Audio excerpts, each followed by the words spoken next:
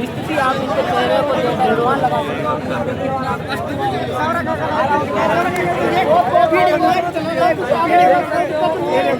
काफी लोग काफी लोग बच्चे भी छोटे छोटे बच्चे छोटा छोटा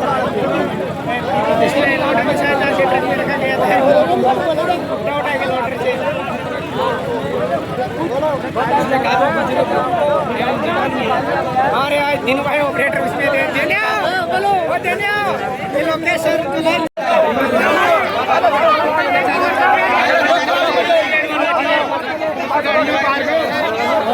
बस की जो खिड़कियां हैं दरवाज़ा तोड़ के और यात्रियों को डंपर में बिठा के और सकुशल लेके आए, जिनमें अधिकतर 90% महिलाएं और बालिकाएं हैं।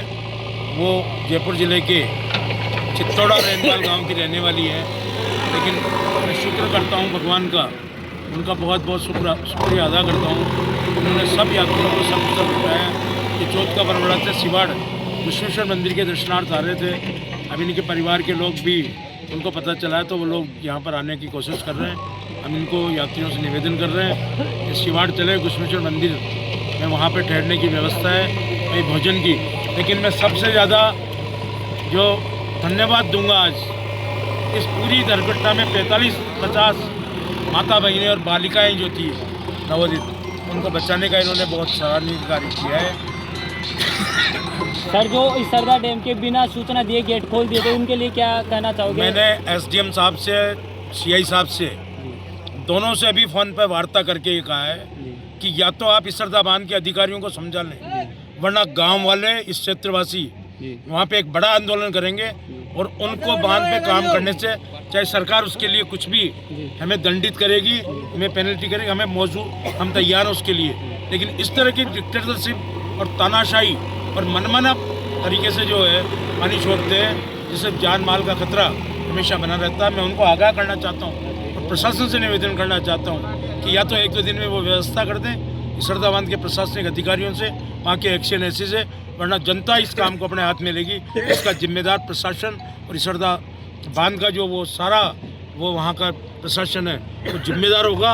और गांव के लोग वहाँ जाके इस नदी के बांध को, ये जो इसरदा बांध है, इसके काम को रुकवा देंगे, जिसका लाखों रुपये का नुकसान होगा। बार-बार पानी नहीं आया, इसके लिए आपका क्या सुझाव है? मेरा तो सुझाव यही है कि राजस्थान सरकार इस पर पुलिया बनाना चाह रही है, लेकिन जितना जल्दी ये काम हो सके और यहाँ पे सेफ्टी वाल्स है और पुलिस और प्रशासन के लोग यहाँ पर दोनों ओर एक बैरियर लगा के, और जब भी पानी बढ़े वहाँ पे बैरियर के माध्यम से यात्रियों को रोके, बैरियर के ताला लगाएं ताकि कोई भी यात्री इधर से उधर नहीं आ सके। जब तक बैरियर की व्यवस्था नहीं होगी ये दुर्घटना कभी भी हो सकती है। और आज जिस प्रकार का विकराल रूप धारण किया था, ये तो भगवान की कृपा थी जो ये बच गए सब लोग। प्रशासन को मैं आगाह करना चाहता हूँ कि या तो अपने लेवल पर वो तुरंत प्रभाव से इस समस्या का निस्तारण करें, वरना जनता इसका फैसला खुद करेगी। और सभी यहाँ है उसके लिए धन्यवाद। दोबारा जो देवली डिडाइच बनास नदी रपटा पर जो ठेकेदार के द्वारा बनाई गई ये रपटा थी, उसका जो मलबा है, जो कंकर मिट्टी के जो बड़े बड़े पत्थर उनको छोड़ गया ठेकेदार, उससे कई बड़ा हादसा हो गया। उनके बारे में प्रशासन से हमने कई बार अवगत करा दिया है, लेकिन प्रशासन उन पर कोई भी किसी भी प्रकार का ध्यान नहीं दे रहा है।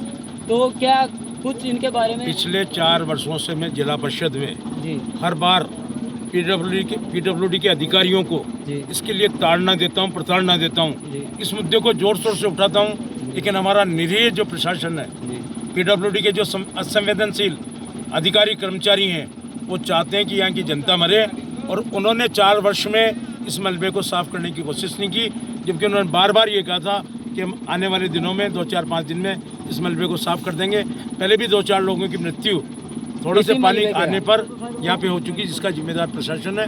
लेकिन यहाँ के लोग बहुत सुसभ्य तरीके से अपनी बात को रखते हैं। अगर प्रशासन नहीं माना और प्रशासन ने इस पर जल्दी निर्णय नहीं लिया तो आम जनता उग्र स्वभाव में आके उग्र रूप में इस आंदोलन को करेगी, इसकी जिम्मेदारी प्रशासन की होगी। धन्यवाद, उन्होंने सहायता दी, उनको बहुत बहुत धन्यवाद। के बाद हुआ उधर से पानी ने धक्का मारा तो वह रेलिंग के पास जाकर टकरा गई और फिर उधर से उन्होंने आवाज़ लगाई, चिल्लाने की आवाज़ आई।